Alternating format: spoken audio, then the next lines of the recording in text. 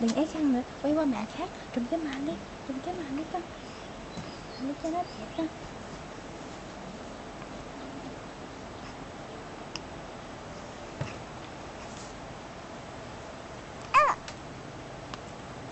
Đó, có cái to này.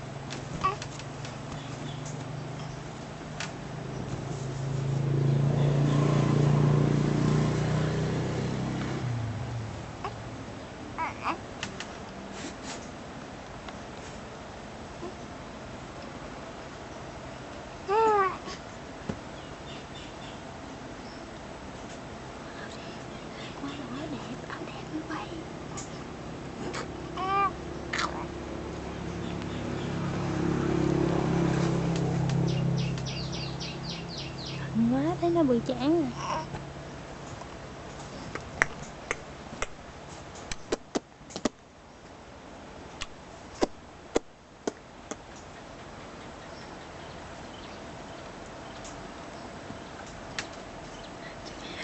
Chú mẹ với chú mẹ với.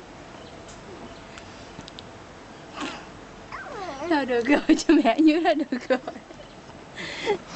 Chú mẹ dưới đó được rồi. Mẹ số hỏi hả con? Mẹ cũng chen cái ké nè.